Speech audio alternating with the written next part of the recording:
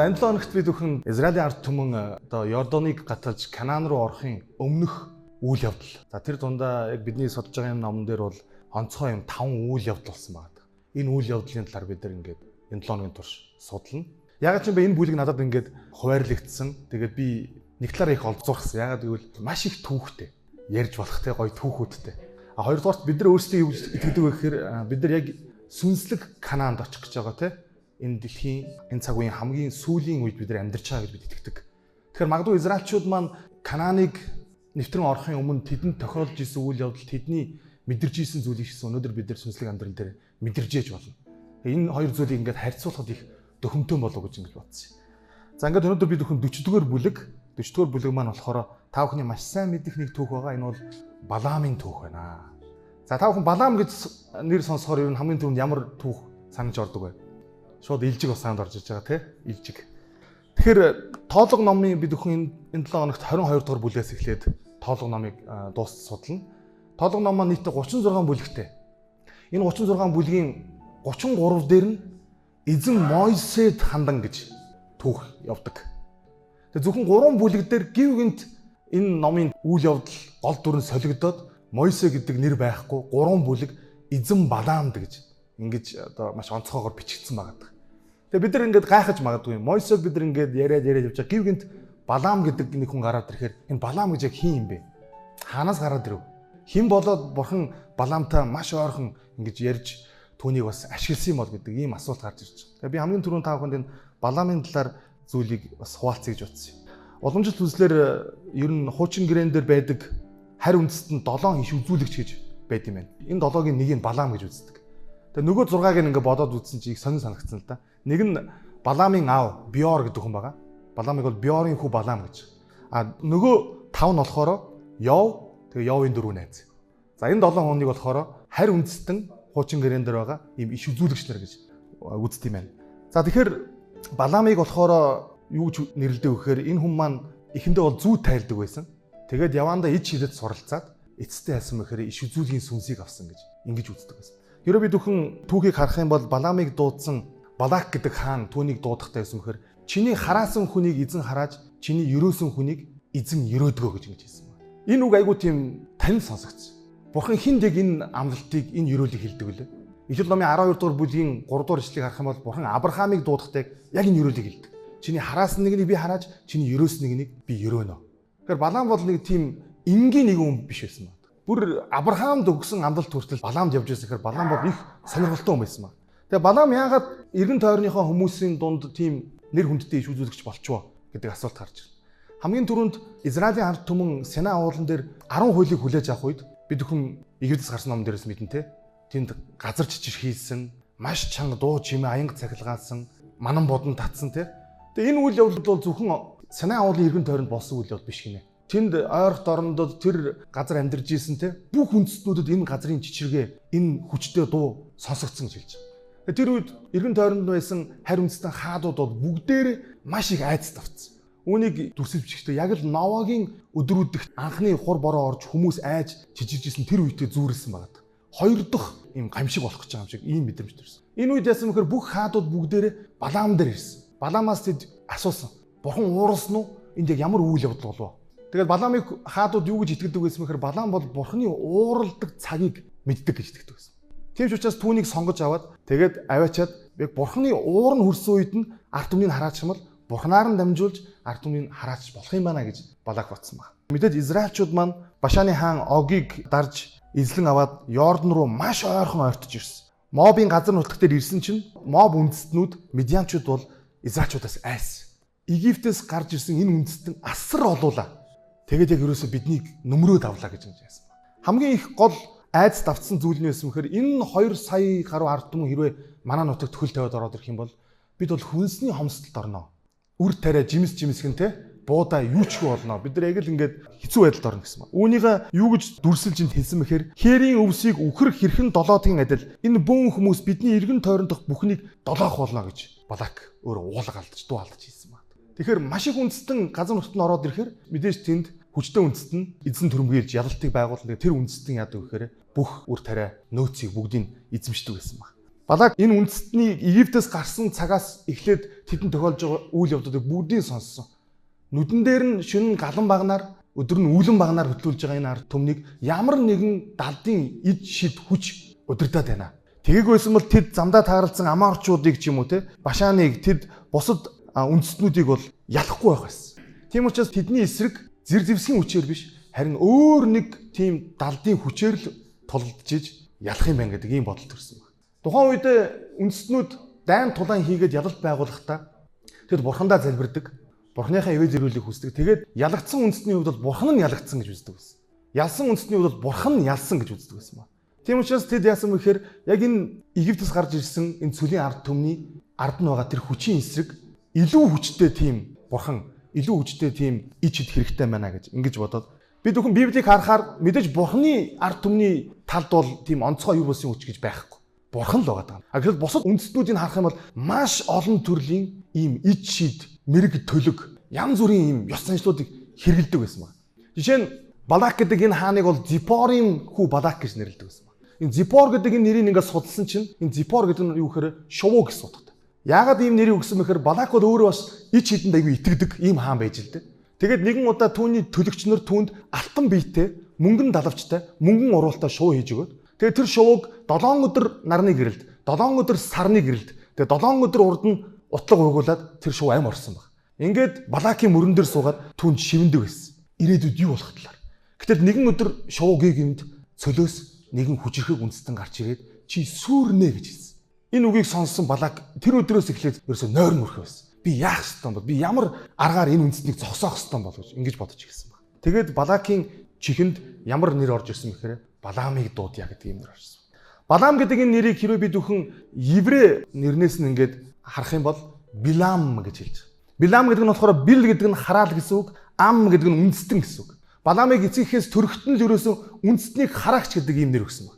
Тэр амьдралынхаа туршид ерөөсөн нэг үйл явдлын төлөө л төрсөн. Маш чухал үйл явдлын төлөө төрсөн. Ягаад ч юм бэ? Библиэлд хүний нэрийг өгөхтэйг нэг тийм хувь тавиланд нь зориулж нэр өгдөг. Маш тийм онцгой нэрсүүдийг өгдөг. Жишээ нь та бүхэн хэрэг санах юм бол Паулыг нэг шүн сургаал айлдж байхад цонхны тавцан дээр нэг залуу сууж байгаад зөөрмөглөөд унтчихсан шүү дээ.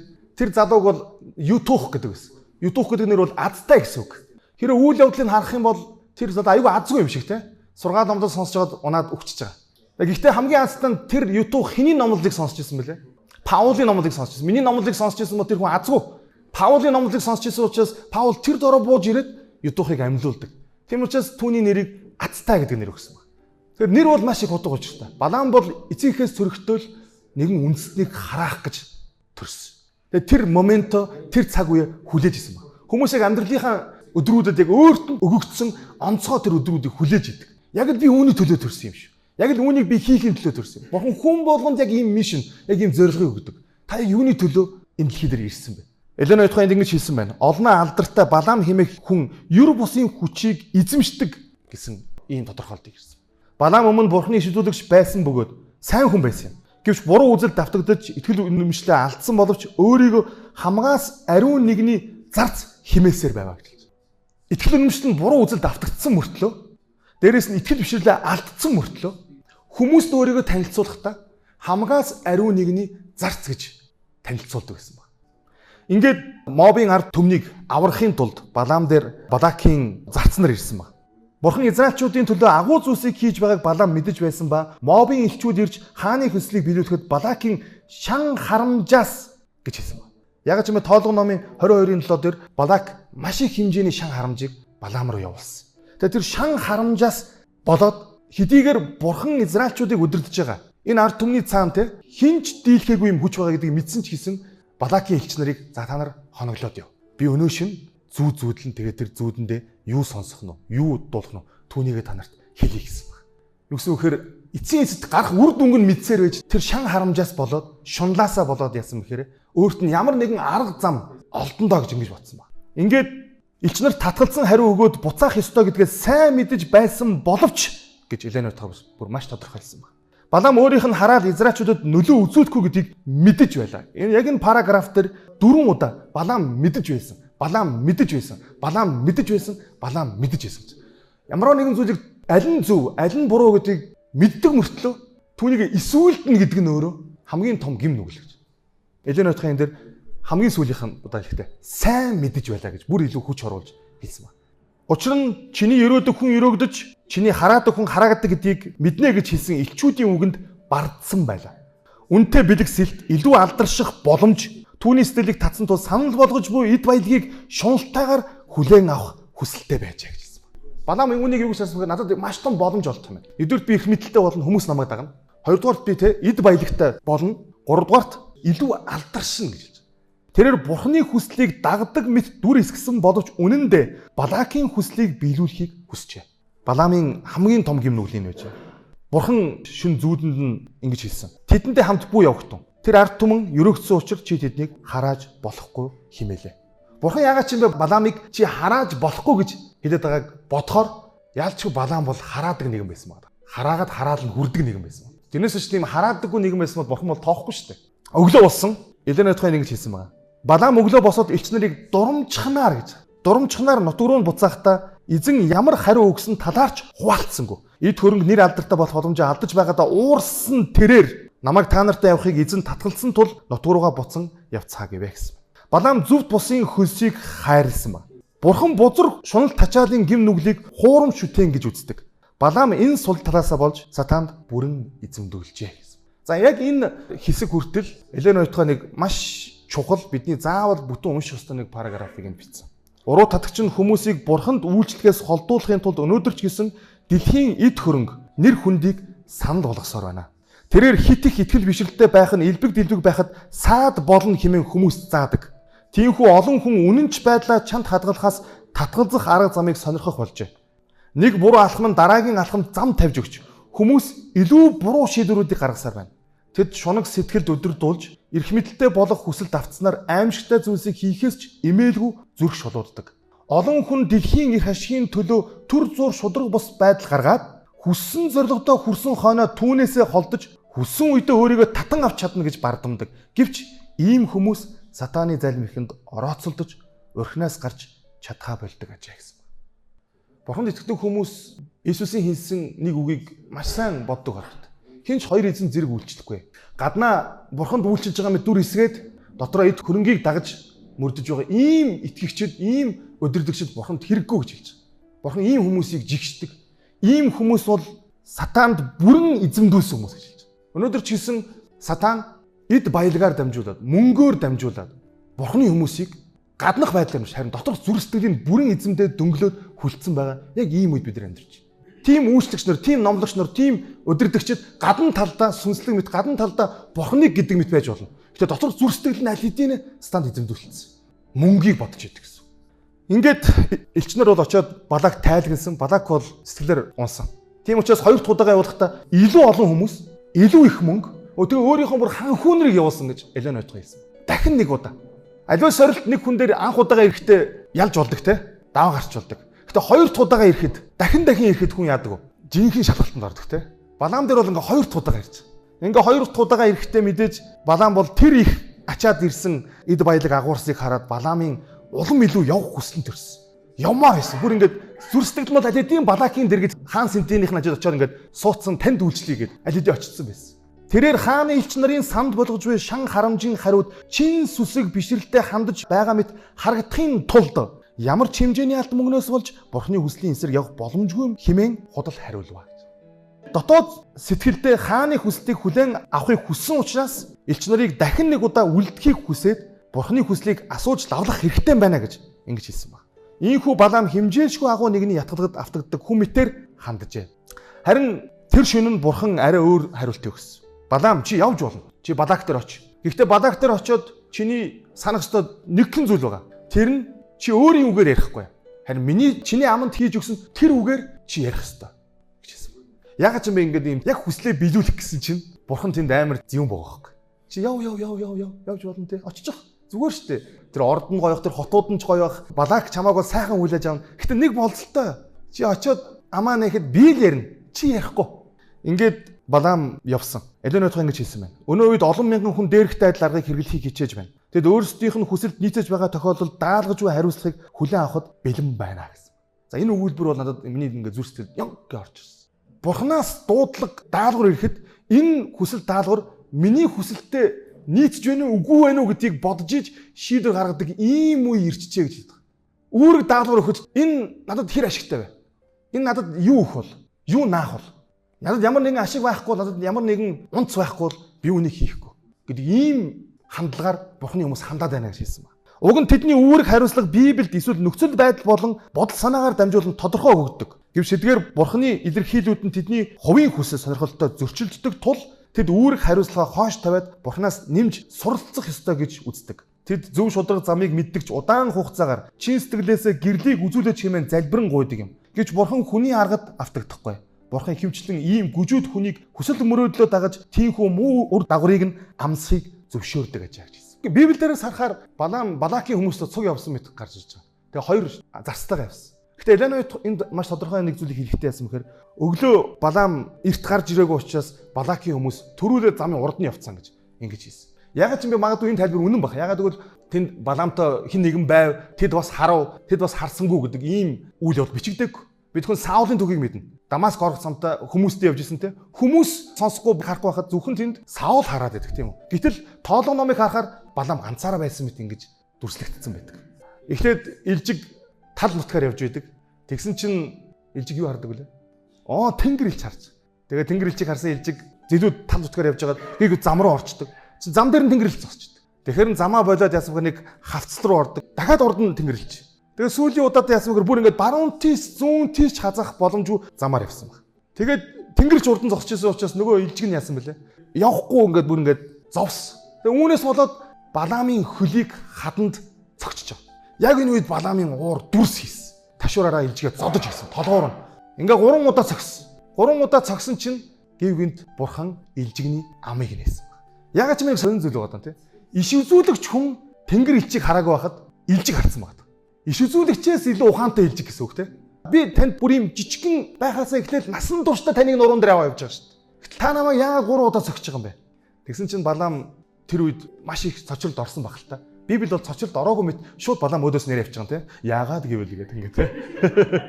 Би миний нохоо над руу шууд ярил би бол юу ч хийж чадахгүй. Би гайхна.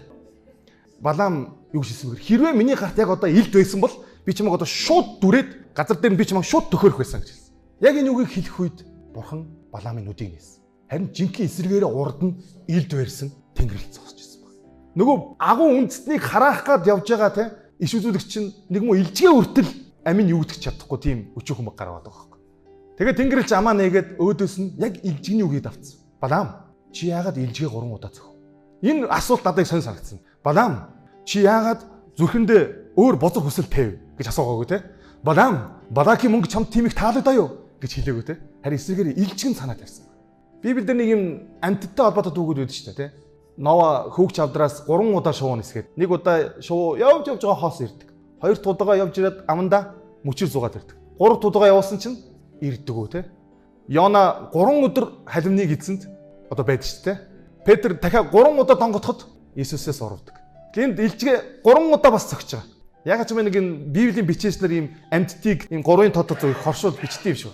Тэнгэр элчин хамгийн анхны хэлсэн үг бол Илжигийг хайрлсан. Үүгээрээ Бурхан бол бүтээгч юмаа гэдгийг илэрхийлж. Энэ дэлхий дээр зөвхөн хүн амьдрдаггүй. Бурханы бүтээлүүд амьдрдаг. Библиэлд бүтээлүүд хүртэл Бурханы авралыг тесэн ядан хүлээж яолж байна гэж Ром номдэр хэлсэн байна. Ингээд яг үүндээ бол Балаамын амь насыг Илжиг аварсан байгаа. Хэрвээ тэр чигээрээ явсан бол Балаам газар дээр өөхөх байсан. Иш үзүүлэгч буюу бүх хүчийг эзэмшигчийн үзэгдлийг үздэг гэж хэлдэг энэ хүн шунал тачаал бузар хүсэлтэд нүдэн сохорч Илжигэнд хүртэл ил тод харагдаж байсан Бурханы тэнгэр Илжиг харах чадваргүй болсон ажээ гэж Элен утга хэлсэн. Би бол энийг үнийг ойлгохдоо Илжиг хүртэл ил тод харж байгаа юм чинь те энгийн хүмүүс ч гэсэн харах байсан юм байна да. Балаам бол үнэхээр сохорцсон байсан юм. Түүний те нүдэнд ерөөсөө ингээд доллар гэдэг шиг те ерөөсөө мөнгө л шан харамжил харагдаж байсан учраас тэр үнэхээр сүнслэг зүйлийг харах хараа сохорцсон байсан. Бурханы ард түмнийг өдөрж байгаа хүмүүс, Бурханд ашиглагдж байгаа хүмүүс мөнгөөр өдөрдүүлээд ирэхээр тэд сүнслэг хараагаа алдчих. Тэд урдаа байгаа яг замынх нь урд нугаа саа дотор сүрлэгч харж чадахгүй ийм байдал төрдөг. Мэдээж Балаам Балак дээр ирсэн. Балак дээр ирээд хамгийн түрүүнд Балак түүнийг Баалын өндөрлөг газруудаар дагуулж явсан баг. Үүнийг Тоолго номын 22-ын 39 дээр Кириат Кузот гэдэг нэртэй газар гэж ингэж хэлсэн. Кириат Кузот гэдэг газар. Энэ газрын уулын өндөрлөгийг юу гэж хэлдэг вэ? Атарот гэж нэрлэдэг юм байна. Энэ тоолго ном дээр гарч байгаа нь Кириат Кузот гэдэг нь өөрийн үгсэн өгөхөөр хотын гудамж гэсэн утгатай. Би бол ойлгохдоо хааны мобчуудын нийслэл одоо тэр хааны шилтгэн байдаг олон хүн сууларсан том хотод ирсэн юм гэж ойлгосон. Маш олон хүмүүс байгаа. Үндснээрээ түүнийг хүлээж байгаа. Энэ бол ерөөс яг ингээд ийм перформанс үзүүлэх том стейж, том тайз байгаа байхгүй. Нэр алдартай болох. Тэр тусмаа энэ Атарот гэдэг энэ өндөрлөг болохоор еврей нэрээрээ титэм гэсэн утгатай.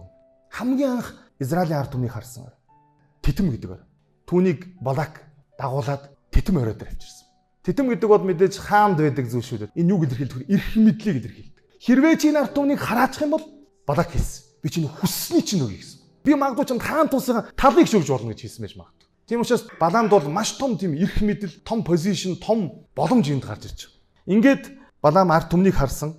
Энд их сонирхолтой зүйл гарч ирж байгаа. Балам яг энэ өндөрлөг дээр гарч ирээд 7 ширхэг тахилын ширээ босгоо гэж. Ингээд 7 ширхэг тахилын ширээ босгоод түн дээрээ 7 хуц 7 ухнаар тахил өргөсөн байна. Надад цаг бага учраас тэгээ та бүхэн түүхийг мэдэх учраас би энэ Баламын шүлгэлсэн ерөөлүүдийг уншихаас алгасчих. Ямар ч байсан Балам бол харах болгондоо Израилийн ард түмнийг ерөөдөг. Гэхдээ нэг маш тодорхой зүйл байгаа. Балам Израилийн хуаранг амжилт хөгжлөөр дүүрэн байгааг хараад гэж хэлж байгаа. Алмааран гайхав.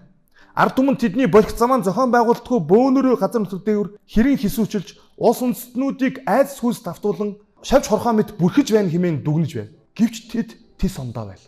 Мобчууд асар том талбайг эзэлсэн төгс зохион байгуулалтаа хуаран хараад бүх зүйл нь эмх цэгц зохион байгуулалтайг нь мэдрэв. Бурхан Израильчуудад хайр инэрлээ хэрхэн үзүүлсэн ба Бурханы сонгосон ард түмэн бусдаас ялгаатай байгааг харлаа гэж хэлсэн байна. Үнэхээр ийм зохион байгуулалттай ард түмэн байгааг харсан байна. Бурхан зохион байгуулалттай ард түмнээ зохион байгуулалтаагаар зориудаар хайр инэрлээ үзүүлсэн байгааг нь Балам энэ үед олж харсан байна. Би бас эндээс бодсон бидний сүм чуулган өнөөдөр ямар шууд зохион байгуулалттай байна. Бидний баярын мэдээ зохион байгуулалттай байна. Бидний сүнслэг мөргөл шаббат цуглаанууд маань зохион байгуулалттай байна. Бидний дагалдагч бэлтгэх хөтөлбөр маань зохион байгуулалттай байна. Бидний удирдлагуудын маань гаргаж байгаа шийдвэр, хурал, цугларалт, конференцууд зохион байгуулалттай байна. Биднийг Бурхан хэрэг өнгөж харсан бол магадгүй биднийг хараах гэж байгаа үндэстнүүд биднийг өнгөж хараад биднийг зохион байгуулалттай гэж харж гин үү? Эсвэл бид нар яг шавж хорхоо мэт ингээд учраа олохгүй аргонж гин үү? Одоо удахгүй их ч байгаа зуны судралт маань те сонгогдсон ард түмэн гэдэг юм нэртэй. Chosen. Сонгогдсон ард түмэн гэж ямар ард түмнийг хэлэх вэ гэхээр зохион байгуулалттай ард түмэн. Бүх зүйл нь зохион байгуулалттай ард түмнийг л сонгогдсон гэдэг юм. Үүгээрээ ялгаж ирсэн. Тэд ялгаагүй л нүүдэлчд байсан. Тэд ялгаагүй л хонь мал гаргаж иддэг байсан. Тэд ялгаагүй л буудаа тариа амуу тэд бүгд ижлэхэн байсан. Яг тэр газар нутагт амьдарч исэн хүмүүс. Бурхны ард түмэн юугаар ялгаатай байсан бэхээр зохион байгуулалтаараа ялгаатай байсан. Балам яалтчгүй энэ үед хараач чадаагүй. Эсрэгээр ерөөчдөг. Хоёр дахь удаага Балак түүнийг Писга уулын орой дээр авчирсан баг. Би энэ бүлийг уншиж байхдаа нэг зүйл их анзуурлаа. Писга гэдэг нь еврейгээр оргил гэсэн утгатай юм. My Hebrew name is Pisga. Оргил гэсэн утгатай. Оргил гэдэг нэртэй юм өндөрлөг дээр авчирсан байна. Энэ өндөрлөгүүд бүгдээрээ баал шүтэн тахил мөргөл өргөдөг ийм өндөрлөгүүд байсан. Оргил гэдэг чинь мэдээж нэр алдрыг илэрхийлж байна те. Титэн бол эрх мэдлийг илэрхийлж байна. Харин оргил гэдэг бол нэр алдрыг илэрхийлж байна. Балак түүнийг хоёр дахь удаа боломж олгоод Писга оргил дээр авчирсан. Хэрвээ чи миний хүслийг биелүүлээд энэ ард түмнийг хараачихвал юм бол чиний нэр төр бол зүгээр ингээд цойратнаа. Чи оргилд нь гарна гэж ингэж хэлсэн байна. За ингээд дахин өмнөхтэйг адилхан яг тэр оргил дээрээ дахиад 7 дахины ширээ 7 ухан 7 хуцыг өргөсөн. Гэхдээ энэ удаад Эленортинд айгүй сонир гоё өгүүлбэр хэлсэн.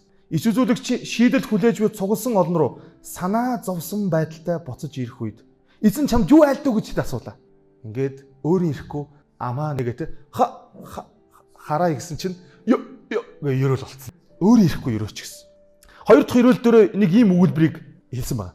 Түүний бурхан эзэн түүнтэй хамт байгаа хааны ухаа тэдний дунд байна гэж хэлсэн. Балам энэ үед ясмаг Израилийн ард түмний дунд байгаа хааныг харсан. Яг үнэ энэ хоёр хааныхаа эсрэг үзээд байгаа байхгүй. Израиль өөрийн хаантай тэр бол бурхны хүү. Харин мобчууд өөрийн хаантай тэр бол Балак. Хааныхаа эсрэг хин хэнийг харах уу, хин хэнийг ерөөх үү гэж үзсэн. Ингээд 3 дахь удаага дахин нэг удаа Балак бас нэлээд мөчөөгөө өгдгөө хаан байгаа те. 3 дахь удаага түүнийг дахиад нэг дуудсан. Ингэхдээ Пёр гэдэг уулан дээр авчирсан байна.